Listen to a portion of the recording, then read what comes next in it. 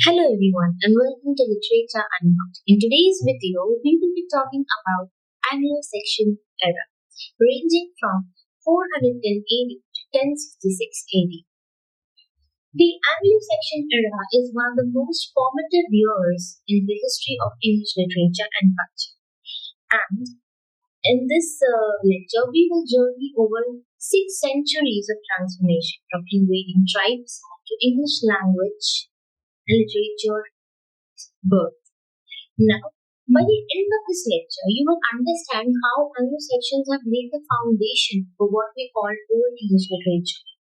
And we will also be talking about the legendary works, for example, Beowulf. So, moving forward, in the first slide, we have the time period from 600 BC to 410 AD. It was a time period when actually the original inhabitants of Britain left and Roman invasion took place, the one before Anglo-Saxons arrived in Britain. So, before Anglo-Saxons arrived, Britain was home to Celtic tribes. Celtic tribes were the original inhabitants, and they were a group of Britons and Gales. So, they were the original inhabitants, but around 43 AD or so, Rome invaded Britain. So they came, and the invasion was done the uh, under the power of Emperor Claudius. So he came and invaded Britain, and he built roads, walls, towns, and Christianity also he brought it. Before Christianity, the Celtic tribe used to follow paganism, wherein they worshipped trees and sun and nature around them. So when the Roman Emperor Claudius came in, he brought along with him Christianity as well. However, in 410 AD, what happens is Roman left Britain because they had an invasion in their homeland. So they left Britain and withdrew. So they left behind a power vacuum in Britain. Now, imagine an area which has been dominated since ever, and now the dominant country left. So the area becomes a weak spot for other invaders to come in and dominate that area. So at this moment, right here in 410 AD, what happens is the Anglo-Saxon era begins. So moving forward, now what happened is Anglo-Saxons came around 410 AD and they came in and invasion took place. So around 450 AD to 166, the whole era is known as Anglo-Saxon era, wherein the establishment of Anglo-Saxon kingdoms took place. There were great kings and other invasions were defended, and at last Norman conquest. So before moving forward to great detail, I will first tell you about Anglo-Saxon. Who were they? They were Germanic tribes, mainly Anglo-Saxons and Jutes, who came from modern-day Germany and Denmark. Now they formed small kingdoms like Wessex, Northumbria, and Mercia.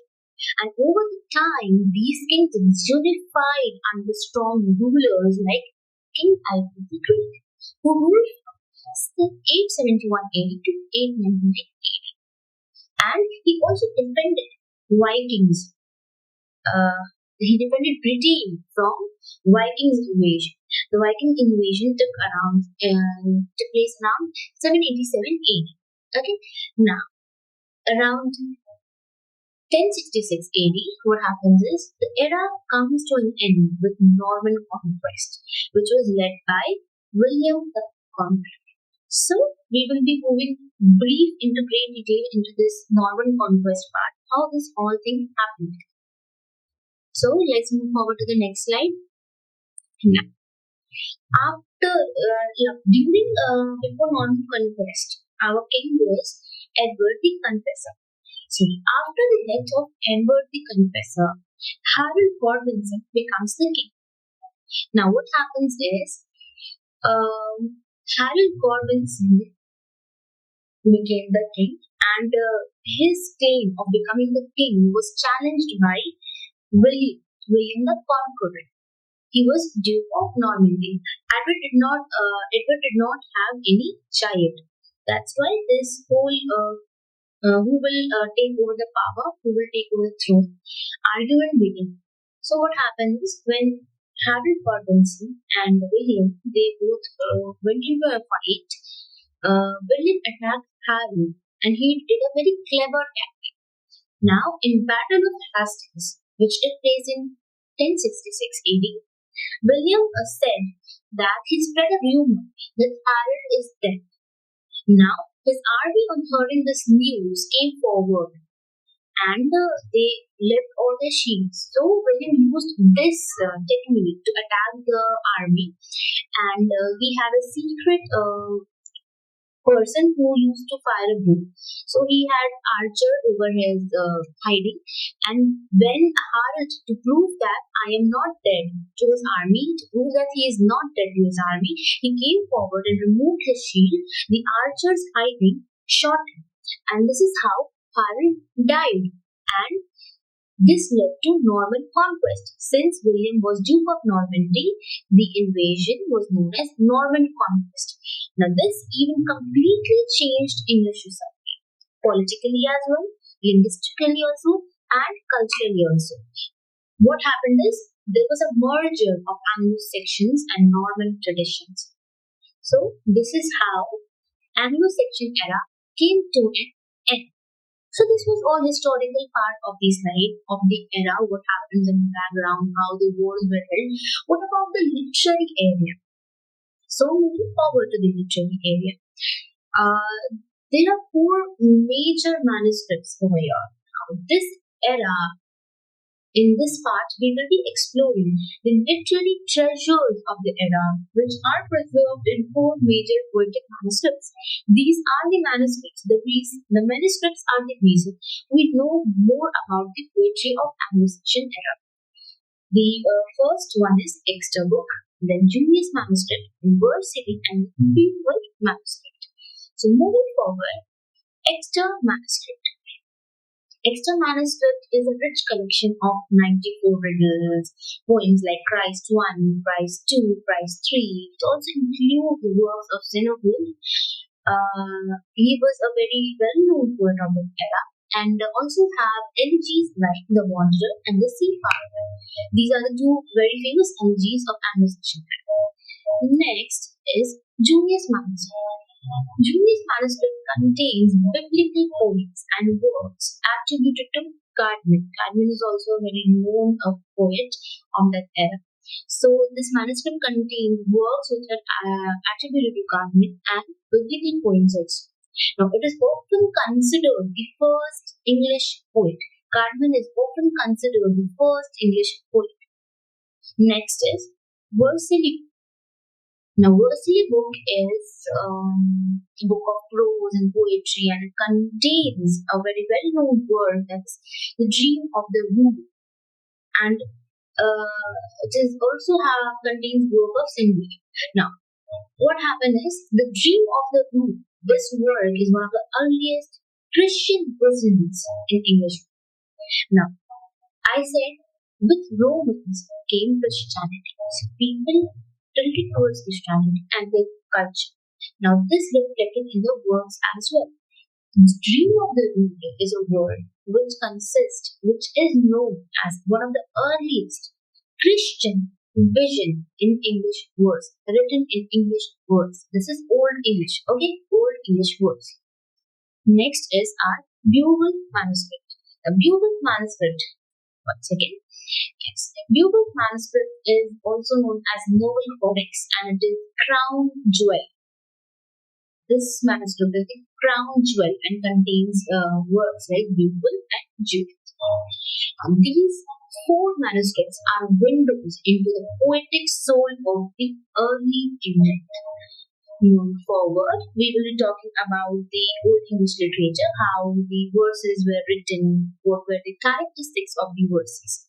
So, moving forward, Anglo-Saxon literature was basically oral, and it has algebraic verse, epic poetry, hagiography, and use of ending and Shatura. 24 alphabets were there, and elliptic poetic was one of the most common form of poetry which was found there. There were also chronicles and riddles, very popular in that era. Now, moving forward to great detail in oral literature. There are primarily poetry which were recited by poets known as schools who performed heroic tales, elegies, Christian poet and royal quotes and pieces. Now, alliterative verse was used in these poems because it was a very organizing principle. It was an organizing principle where each line is divided into two hemispheres, half lines. Okay, by a schedule. And then we had the poetry like bugle and hagiography. Hagiography means life of saints. So life of Venerable Bede was there, and his work is also there. Ecclesiastical history of English race. Okay, and next we have chronicles and riddles, wherein these chronicles were commissioned by King Alfred the Great in around 890 C. Okay, so when it comes to Old English literature, you can think of it as spoken word art form of dark ages. Now, dark ages, why? Because in this age, normally not much of the literature was written. These characteristics that we know about is only because the manuscripts were preserved. That too, not in very full manner. We don't have the manuscripts fully. It is preserved. Somehow some poetry that we are left with, we know about these characteristics of the era. So we can say that here rhythm, reputation, and heroic values ruled the literature. Moving forward to 24 alphabets and elegiac poetry. Now we had 24 alphabets in Old English literature, and elegiac poetry was very common. For example, the seafarer, the wanderer, the wife's lament. So these kind of poetries were very popular. Earliest elegiac poetry, and use of kenning and pheasant. Kenning is two-word metaphor. Taking two-word metaphor like whale road, or for the sea, you can say, or for blood. For example, if you want to describe blood or attribute blood, so the two-word metaphor for that can be battle sweat, or for sea, it can be whale road. So, like this two-word metaphor was known as kenning. And Sheshura was a natural pause in between line. In the middle of the line, there was a natural pause, which was referred to as Sheshura. So these kind of techniques were used a lot in Old English literature. And if we talk about Wife's Lament, one of the most common elegiac poems, it is filled with loneliness and exile and deep philosophical reflections. It is a wife's complaint to her husband. Okay, this work also has a reply to it, the husband's lament. So you can say that kind of twin poetry, something like that. Next, moving forward, we have other types of poetry during that era. For example, epic poetry, we can say grand tales like Beowulf. War poetry was also there. For example, the Battle of Maldon, the Battle of Brunborough. So these kind of poetry were also written. And elegiac poetry, as I said, was very common. For example, the seafarer, the husband's message. Sorry, it was the husband's message. The reply to wife's lament. The ruin, the seafarer, Joe's lament. So these kind of works were very popular. Each word reflects warrior ethos, the transient nature of life, and the merging of pagan heroism with Christian modernity. As I said, the original inhabitants of Britain themselves were pagan. They worshipped nature. So after the Roman invasion, Christianity came in. So there was a merger of paganism and Christianity. So the works also reflect this merger of pagan heroism with Christian mortality. Moving forward to the next slide, one of the major work that is Beowulf. We'll be talking in great detail about Beowulf in upcoming videos. So here is a very brief, very small description of Beowulf. It is one of the earliest and greatest epic in Anglo-Saxon literature. Now, Beowulf is also known as the star of Anglo-Saxon age. I am saying it as the star of Anglo-Saxon age, and it is of about 3,182 alternative lines. The poem opens in in medias res. In medias res is in the middle of things. Now, the story does not start with from where it actually started. It starts from the middle of the things, from the battle. It starts with usually a funeral. Okay, it starts with a funeral. One thing that you should note about Beowulf is it starts with a funeral, it ends with a funeral. Okay. Now the poem shows the titular hero, Beowulf. It defeats a monster, Grandale, and the mother of this monster, the mother of Grandale, the nature, comes and he fights his mother also. And later, when he becomes a very old king, he fights a dragon to protect his people. Ultimately, he dies from the wounds. So what happens is first he fights the monster Grendel, then Grendale's mother, and later, after 40 years or so, he fights a dragon. And during the fight, he is severely wounded, and he dies from his wounds. So in this work, the death of Beowulf symbolizes the end of heroic age, the dawn of Christian modern order. Apart from heroic age, end of heroic age, it also shows the dawn of Christian moral order. And it is not just a story of monster. It's about leadership, fate, and the meaning of heroism. So, the work is about leadership, fate, and meaning of heroism. Next slide.